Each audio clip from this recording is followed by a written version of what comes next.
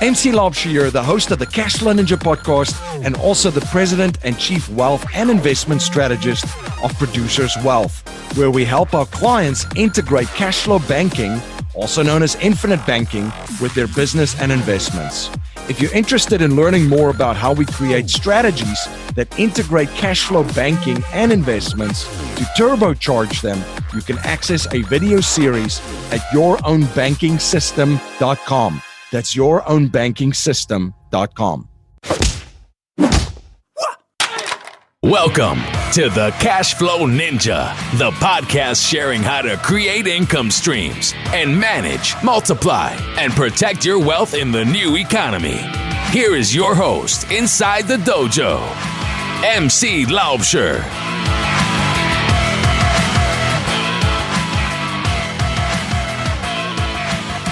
Hello, Cashflow Ninjas. MC Laubscher here, and welcome to another episode of the Cashflow Ninja. I have a great show for you today, and in today's show, we're going to look at why wealth can't wait and how to build your life to have it all.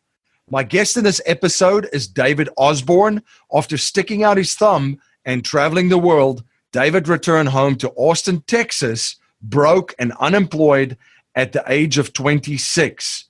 Though his travels may not have yielded wealth, they instilled the key motivation that he brings to every part of his life to create it: freedom. Because to have everything you've ever wanted takes the opportunity to design your life and believe it can happen. Through his intention, David began to test his entrepreneurial merits alongside his business partner, Mom, in the world of real estate. The results were nothing short of remarkable. In less than 10 years, David would go on to build one of the top real estate brokerages in the world, founding over 50 companies. Yet, more than anything else, inherent freedom derived from his success awards him the time to focus on the importance of what matters most: being a proud father of 2 beloved daughters, a son, and a husband to the wonderful and talented Tracy Osborn. Today, still rooted in the boundless sense of adventure, David continues to travel the world not only to be enlightened by new experiences, but to share his insight and expertise with others so that they too can truly be free.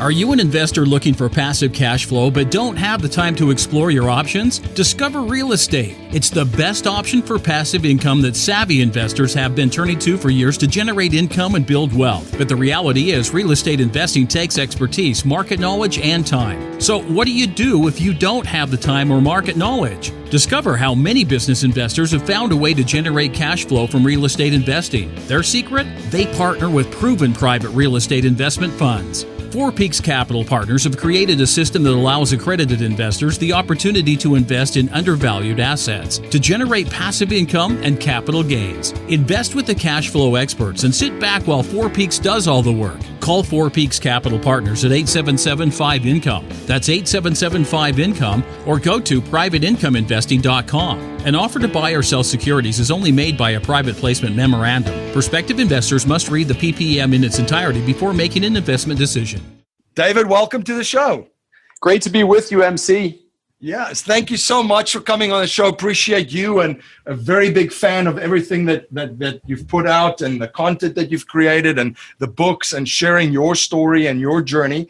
For my listeners not familiar, can you give just a quick background of your life and tell them a little bit about yourself? Sure. I'm a serial entrepreneur. I came from a military family. My dad was a soldier. My mom was a real estate agent after my dad retired. And I was traveling all around the world continuously. I've been in over 70 countries, lived in England and Germany until I was 13, came back to America, found the promised land. There's so much opportunity in this country. It's unbelievable. Wasn't a great student, got kicked out of a couple high schools, mainly because I was dumb, not anything to be proud of or emulate. I just had a attitude. And but I was always a good worker. So I had a lawn mowing company. I made $20,000 living at home in sometime in the 80s. I'm guessing today that would be the equivalent of earning $40,000 or $50,000 while living at home. And I was 17 years old. I thought I was going to build a lawn mowing empire. My dad said, Marines, college, or out of the house. So I said, okay, I'll choose college. Let me check those options. Yeah, college sounds good. So I went to college, worked my way through college. My dad paid for my school in Austin, and I paid for all my living expenses. And again, I still was a terrible student. I continued my stellar record through college, 2.2 GPA. I remember when I hired an assistant one time who had like a perfect grade point average and a master's degree in administration. And I used to always introduce her by saying, I'm a 2.3 student or 2.2 student, and my assistant's a 4.0, but she works for me. And I used to think that was funny until one day she said to me, look, will you stop introducing me that way? I don't really like it. And I was like, of course, if I look at it from your side, it's not that cool. I've just been lucky enough in my career to be around great mentors and great leaders. I got in business with Keller Williams in 1994 when there were less than 1,000 agents in it. Today, there's 180,000. My mom was a top realtor there, very respected, fell into real estate almost by default, by some twist of fate. I ended up working for my mother. I was going to only be there temporarily while I looked for a real job. And then I found I loved it. I thrived in it. The company was expanding rapidly, so I got to take a lot of opportunities, but I was very aggressive in seeking those opportunities out. Once I got into business, MC, I became a massive student of life. Like today, I think you'd be hard-pressed to find many adults that put as much time into learning as I do. And I wish I could have taught myself this when I was 15 years old and instead of being a rebel without a clue. But today I'm reading the books, I'm going to the seminars, I'm hanging out with the smart people, I'm seeking out the mentors, I'm listening to the podcasts, I'm doing everything I can, because what I've come to understand now that I didn't understand before is that the world around you is a direct reflection of what you know and what you put into practice. You have to have skills in the area of how to keep your health well, how to be a great husband, how to be a great father, how to run your business, how to do a million things and still keep balance. And all of these, and how to give away money and be a good spiritual person. So all of these things you can learn. And so now today I'm obsessed with learning. I'm obsessed with personal growth. And I'm one of the best students of life ever today. So that's kind of my overall philosophical background. On a practical level, with a partner, I own the 4th largest residential real estate company in the U.S. We do about 35,000 transactions, about $10 billion in sales. And then I have a private equity fund that buys single-family homes called Magnify Capital.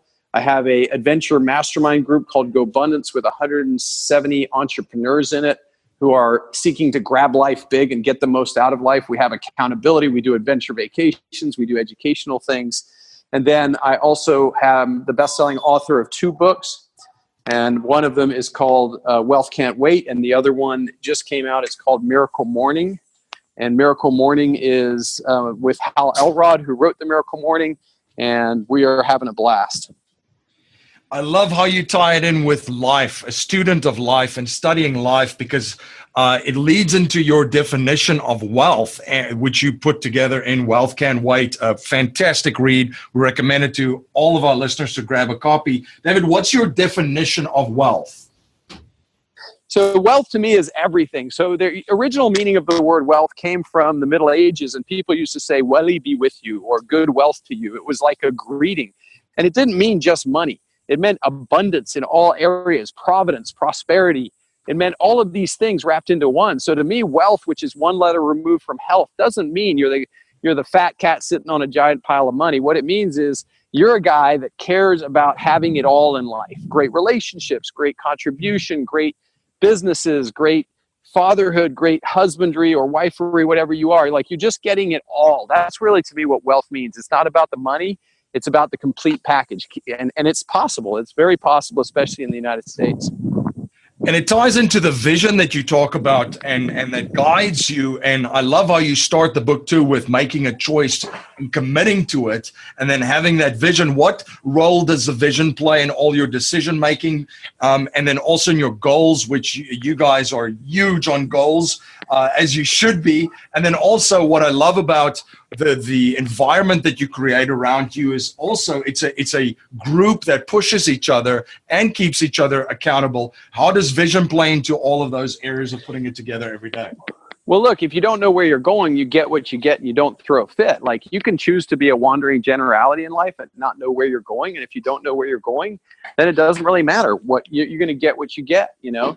If, on the other hand, you have a clear vision for your life, then you can put all your efforts and energies towards getting what you want.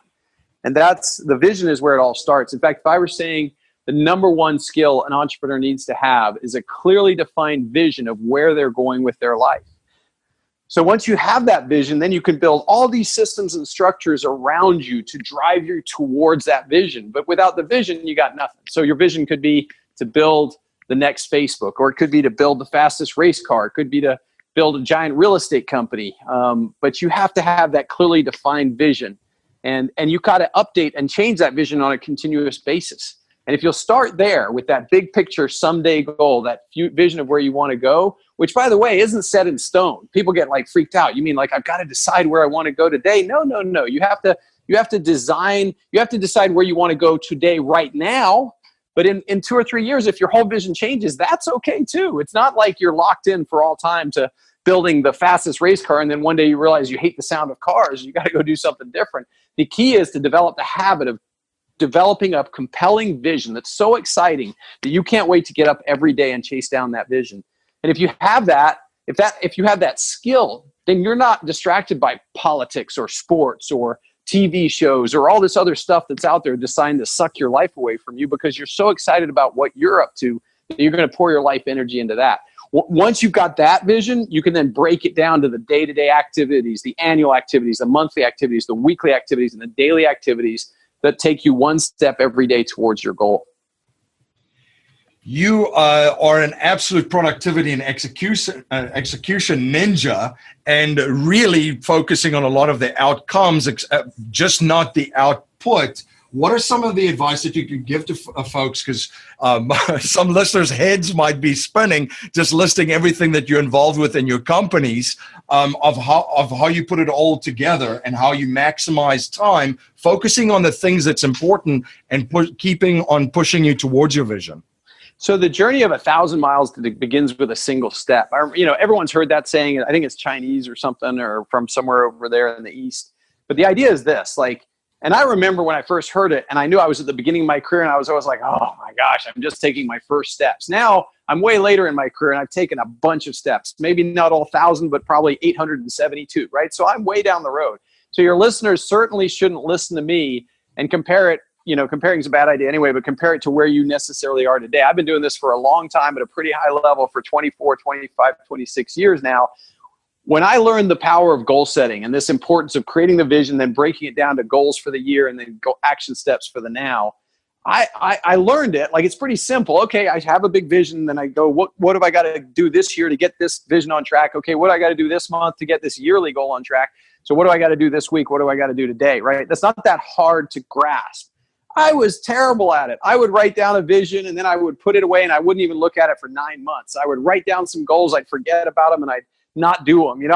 I would just fall off my horse continuously in terms of driving towards my goal, but I never quit. And the thing you alluded to earlier that I found that was the next step for me was getting some people around me that were also accountability-based people that wanted to make a difference in the world. So I got two peer partners, the first one in 1997, which is 21 years ago now, and the second one around 2004. And a lot of other people tried to be our peer partners along the way, but just fell by the wayside because they weren't willing to have that level of accountability. But my first guy, Pat Hyben, he and I just got into lockstep with holding each other accountable to the goals. That way, if I fell off, let's say I had one of those 3-month periods where I was off, normally before Pat, I was just on my own. I had to grab the reins of the horse, find him in the dark, find him where I left him, grab him, get on that horse and start riding again. Once I had a peer partner, a guy that cared about me enough to hold me accountable, a guy that I cared enough to hold accountable, a week or 10 days might go by and Pat is like that sonar pinging in the darkness, like that submarine, like ping, hey dude, are you just going to be like everyone else that walks the walk but doesn't, or talks the talk but doesn't walk the walk? Like he'd send me a little email, lob it over the bow of my fortress or my life or into the mid, and I'd be like, oh crap, yeah, thanks. First off, it stings a little bit because he's giving me a little kick in the butt, but more importantly, it's a reminder. Yes, I said I wanted to live this big life. Yes, I said I wanted to hit all these goals, and I'm off track right now, and I'd forgotten because life's so busy. And here Pat is reminding me, not too pleasantly sometimes, but reminding me what I said I was going to do. They always say a coach is a person who makes you do what you don't want to do so you can become who you do want to become. And that's what Pat was for me, and I tried to be the same thing. But the beautiful thing about the law of reciprocation was that if he was off track and I didn't hear from him for 10 days, because we used to email each other every workday on what we'd done that day and if we'd hit our goals for the week. So I got to do the same thing. I got to lob a grenade right back and be like, hey, are you going to walk the walk or just talk the talk? I mean, what's it going to be, buddy? Are you just going to be lame or are you going to be a producer? So I got to kick back and it became this mutually beneficial, free coaching to one another, and not necessarily coaching on what to do, but coaching on go do what you said you were going to do. Much more of that. So that kind of began to change my life. That's what led to the birth of GoBundance. And that's where Tim came along down the road. So when Pat and I first started competing, we were competing on the number of hours we worked. Like literally we would email each other. I did 14 hours today. He'd say, I did 16 hours today. I mean, imagine how crazy that is, but it's kind of where you start off. Like it's not bad in your 20s and early 30s to be working that many hours. And we were.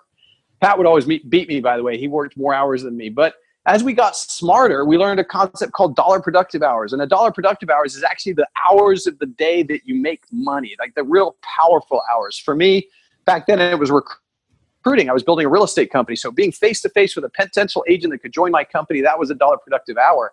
Being face-to-face with a leader that could join my company was a $1 productive hour. Today it includes deals. So like looking at deals is $1 productive for me, and creating vision. Those are the three things that I find are the most valuable to my career and my life right now. Recruiting talent still, but now more managers and people to go do the recruiting for me or to build different businesses. Recruiting opportunities, because one of my goals is to help everyone around me get wealthy. And the more deal flow I have, the more opportunity I have to help people win. And then creating a vision, which is, I should have said that first. It's the most important. So that skill set of constantly asking yourself, am I headed in the right direction? Am I going in where I want to go? So then Tim came along. So we changed it to $1 productive hours. Then Tim came along and taught us the benefit. He was kind of retired in the woods and he was in great physical shape. We were both a little bit out of shape. He was having adventures every day, riding his mountain biking, skiing 80 days a year.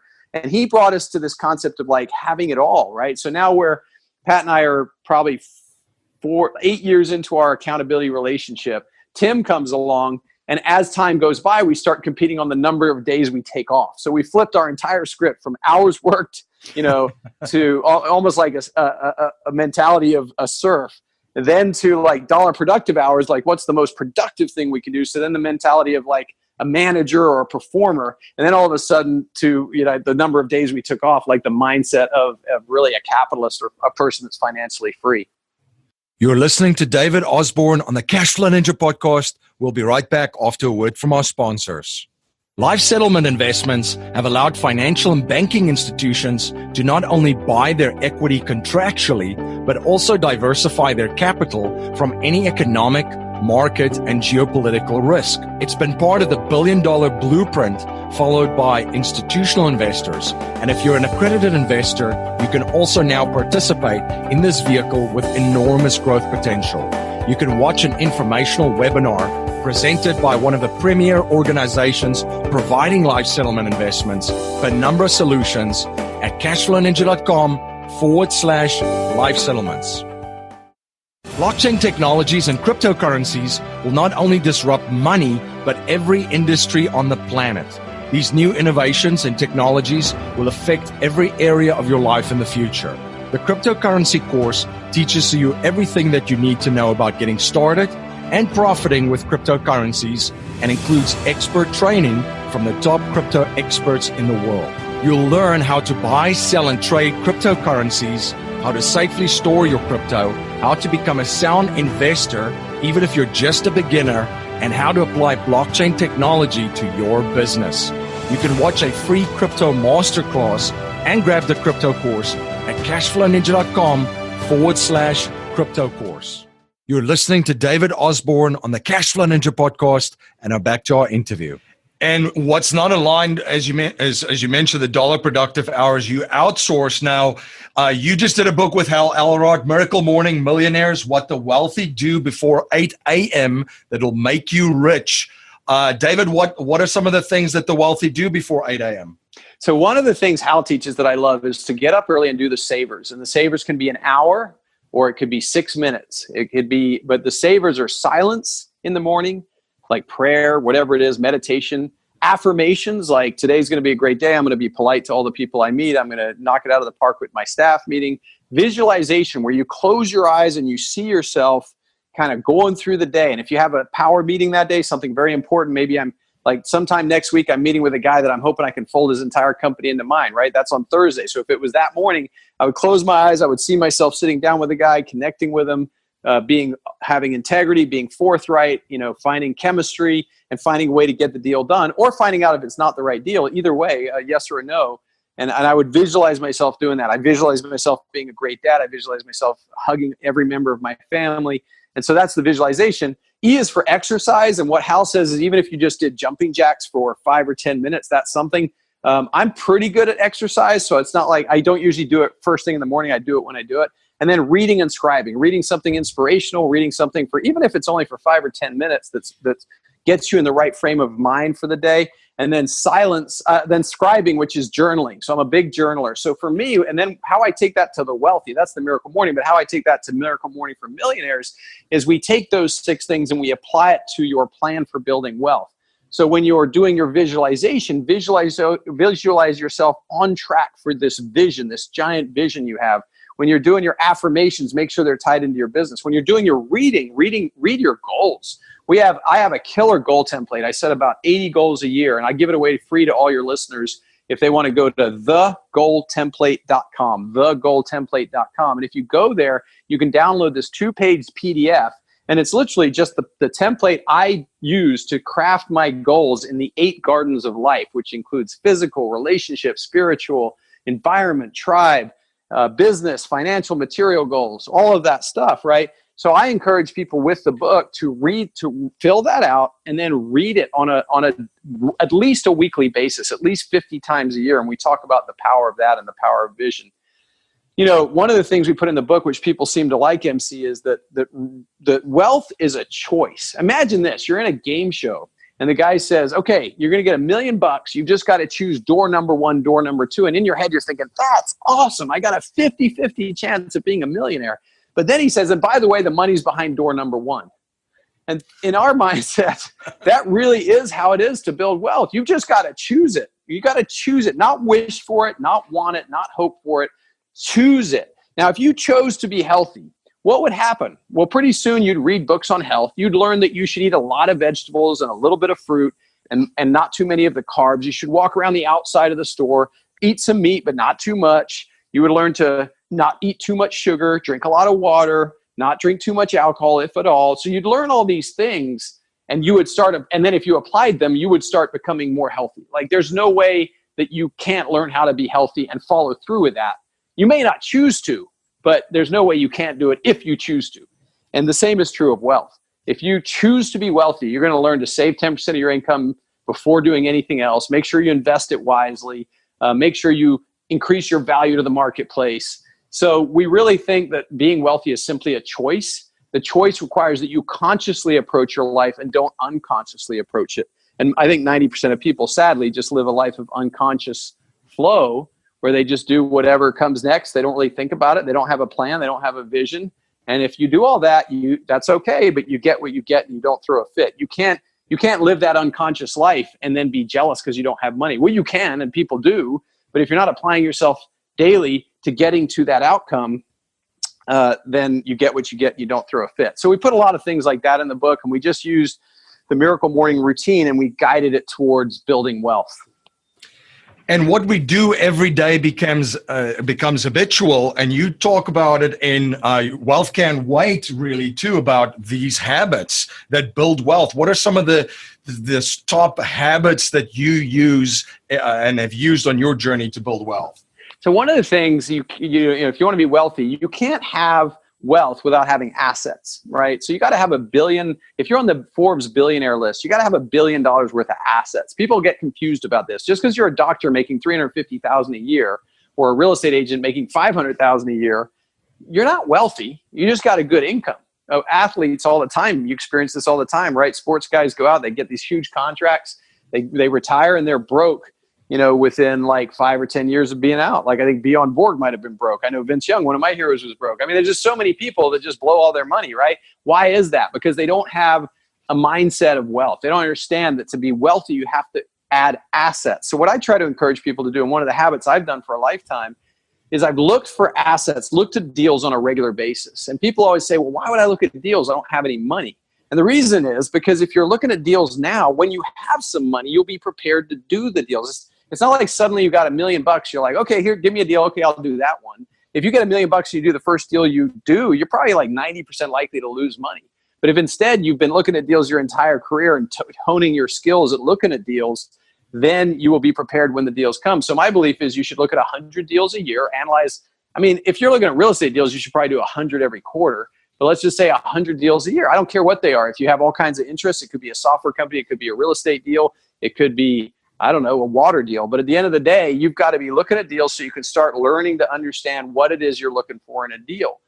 So one of the habits I have is not only to look at a lot of deals, but also to attract deal flow. So whenever I talk in front of a group of real estate people, I'm always like, by the way, I'm a buyer. I buy a lot of stuff. Send me all your deals. You know, out of 100 people, usually 2 or 3 guys will send me a deal.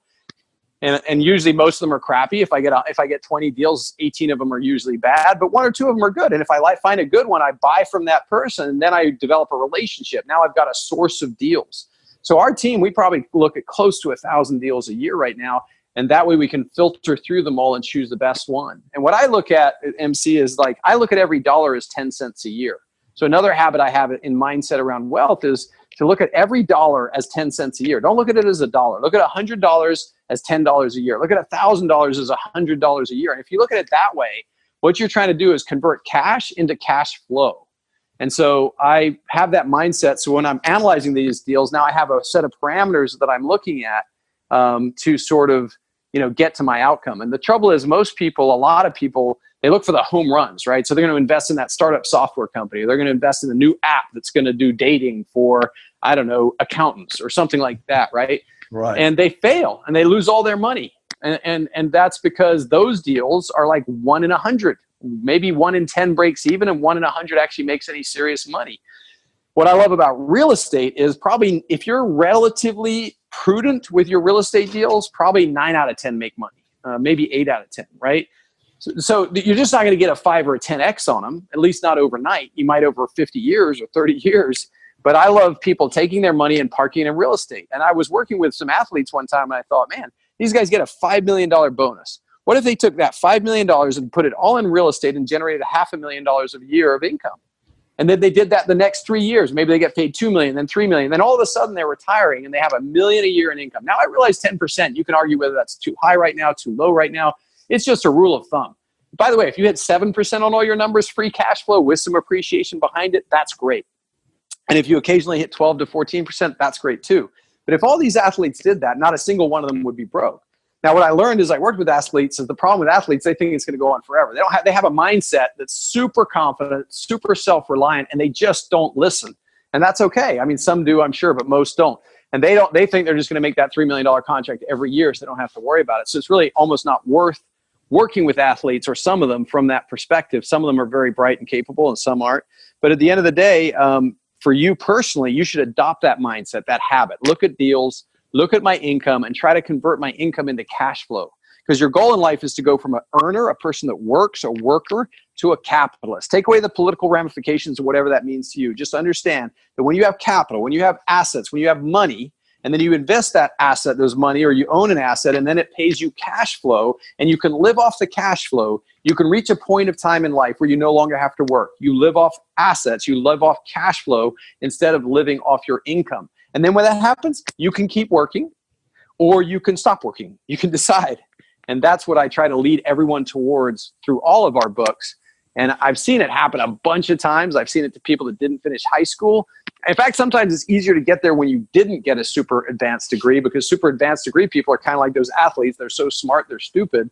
And I don't mean that against people that have advanced degrees. My father had a PhD. I know a lot of incredibly smart people that do really well that have advanced degrees. But my point is, it's not about the education you have. It's not about the advantage or disadvantage you have. What it is about getting the right mindset. And if you develop that right mindset, you can be like my good buddy Tim, who never went to college and lives in the mountains and skis 80 days a year and mountain bikes all the time and lives off passive income. Hasn't had to work in 15 years because he did smart things with his money even though he may not be a PhD in life.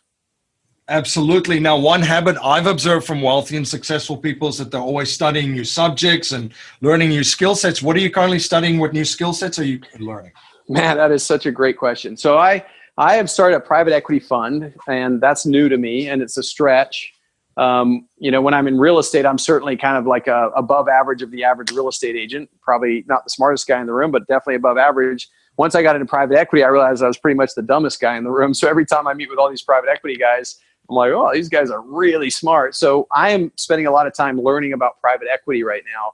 And I've got a couple books on that subject. There was a guy, and we're a single family fund, so it's still real estate. I'm not trying to invest in software companies. I'm not trying to, pick oil and gas fields or anything crazy like that. I'm just sticking with my knitting, which is real estate. But there's a guy that wrote a book called Whatever It Takes. I don't think that many books have sold for that yet, but he took a company from 0 to 9,000 single family homes, turned it into a REIT, and then merged with American Homes for Rent. So for me, that's like right in my wheelhouse, right in the place I want to read. I'm also reading The Go-Giver Influencer right now. I read multiple books at the same time. I'm trying to always be a better father and a better husband. So I read quite a few books on relationship. I got one by my bed right now that I can't remember the name of, that I read a few pages every night. Redirecting Children's Behavior. So it's like, and really they said they named it that because they couldn't call it Redirecting Parents' Behavior because no one would buy it. And it's really about the parent changing the way they approach their kids, not the kids changing. And so, all these things. I'm heavily into keto now. I don't know if you've heard of the keto diet, MC, but I got into that about 2 months ago. My wife's lost 10 pounds, looks as gorgeous as she ever did, but even more gorgeous. I've actually put on weight because I've been lifting weights and following the diet in a different way, but I've lost 3% body fat, so I'm back down to like 15-ish. I'd gotten too high for me. I'd let things go a little bit. So, the life of abundance is a life of learning. In fact, life's only thrilling and fun when you're learning. It's like you should try to remain as a kid. Kids learn all the time. Like my son, of course, I have a 2-year-old. I'm trying to teach him sports. He's learning to bounce the ball and all these different things. And he kind of loves it till he does. He's into it. And then he gets bored and does something different. And that's what we should all be like as people, as adults. You shouldn't lose that childlike wonder for learning because that's where all the fun is. So there's a million things I'm learning at all times. I love it that you just said that because I had that exact conversation with my wife last night where it just excites me so much because my son, he's about 15 months right now. And it's just to see everything through his eyes. He's just sucking it in and taking it in and looking and curious and trying new things. And then I looked at him and actually my comment to my wife was, what happened to us? What happened to most people, right? Like this is how we come out into life with that energy and curiosity and just trying to discover. And then we become so docile. Now, David, a core message in our show is to leave our families, communities, and the world better than we found it by passing down a mindset, values, and principles to future generations, not just money. So if you cannot pass on any money to future generations, and we're only allowed to pass on 3 principles to them to build wealth and achieve happiness and success, what would they be? I start off with ABH. I have a shirt I had made called ABHWI, and ABH stands for A, always, B, H, hustling, and then WI stands for with integrity. Like my viewpoint of the world is and I was a smaller kid. I wasn't a track star. I wasn't an athlete. I wasn't the worst athlete, but I certainly wasn't a star on any of the teams I played in high school. But I always had an engine. Like I had a hustle. I might be the smaller kid. I might get out, but just run and, dive for the base, even though it's obvious that I was going to be out and it was a stupid thing to do, but always be hustling, always just push yourself to figure out how you can add value to people's lives. And then with integrity, and it's a shame that you got to bring that up, but the second one for me is integrity. Like I love to move towards integrity, be as strong in integrity as I possibly can. Nobody is perfect in that area. Everyone falls short, but your goal is to be, if you imagine 2 circles and one is what you say and one is what you do. And if you say this and do that, and it's a million miles apart, right? You're out of integrity. You can't get anything done if you're out of integrity. It's like building a house on sand. It's just going to collapse at the first major storm. And then you want to try to move those circles to where they overlap, and everyone has some kind of overlap, right?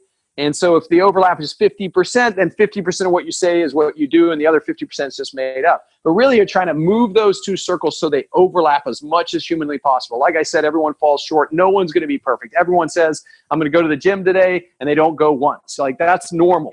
But what you want to do is try to overlap that, what you say and with what you do. And when you do that, you become a powerful person, and your word becomes sort of true. And when you say something's going to happen, everyone knows it's going to happen. So people start relying on you, and your world gets bigger and stronger. So I work very hard on that with me, being a man of integrity. Again, I want to be clear, falling short and failing and making mistakes is all part of this deal. It's not like we're born perfect. But being conscious and aware of the fact that the more you keep your word, not for other people, not so anyone will pat you on your head, but just so that you can be a strong person in the world that gets things done and that people can count on and believe in. So I would say always be hustling, trying to find a way to add value. Be a person of integrity, which is a developed thing, by the way. Kids don't necessarily have the highest integrity. Wait till you ask your kid, did you eat that cookie? And they go, yeah, no, I didn't eat that cookie. And you know darn well that or were you watching electronics? No, I wasn't watching electronics like that. You're not born with integrity. It's something you have to, hopefully your parents train some of it into you, your school trains some of it, your community, your church. But ultimately, as you become an adult, you got to take a hold of that and try to become that person of integrity. And then the last thing I would say is awareness. I really think your awareness is your connection to divinity. So what I mean by that is, you've got an incredible brain and awareness. We talked about our kids just now. My 2-year-old, I can just see his alertness. Like, he's like, what's going on here? What are they doing with that? Where are they putting those chocolates? What can I play with next? Like, he's got this awareness. It's really sharp, and kids are usually like pretty aware if you watch them from an instinctive point of view. You've got an awareness too. Don't let it go to sleep. Don't let it go to a trance. Like, use your awareness to say, okay, how could I be better at my job? How could I start a business to serve more people? How could I be a better father? How can I be a better husband? What am I seeing out there? What did that guy just do that made his wife laugh so deeply? What did that guy do to make himself look like that guy? He looks great. Or that lady, she's ripped, like she's incredible physical shape. What is she doing that I could emulate from? Use your awareness to be your divinity, to be your connection to the outside world. Tune into it, and then take what's out there. There's such an abundance of wisdom, knowledge, people, examples, mentors, opportunities. Take those little bits and pieces and then bring them into your vision for your life, bring them down to your goals on a daily basis, and then take action and live a big life. So that's the 3 things I would leave behind would be always be hustling, have integrity, and be super aware. So powerful. Thank you for sharing, David. David, where can my listeners follow you? Where can they learn more about everything that you're up to? And also, where can they grab copies of your books?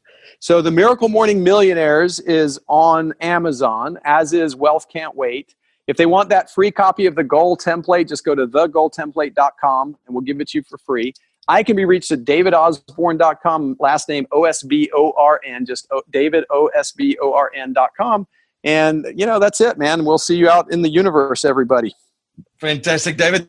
Thank you so much for coming on the show and sharing your journey and your knowledge and providing so much value for my listeners. This has been a blast connecting. Are you having a hard time finding great investment properties? Unfortunately, the best deals are rarely found locally.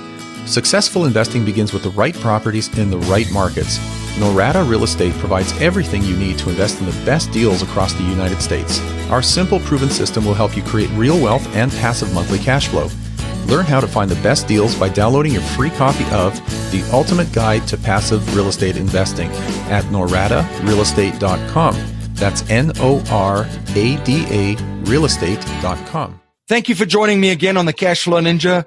Thank you for all your support. You rock. If you like what you hear and appreciate what we're trying to build here at the Cashflow Ninja, please subscribe, rate, and review our show on iTunes and share our show with family, friends, and your network. If you're not a subscriber to our newsletter, you can sign up for our newsletter at cashflowninja.com or text Cashflow Ninja to 44222.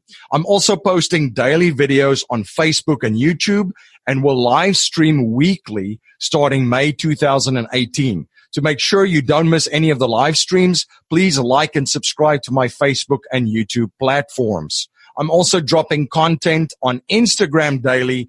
Be sure to follow us on Instagram to get in on the action. I want to thank you for spending your most precious resource with me today, your time. That's our show for today. Until next time, live a life of passion and purpose on your terms.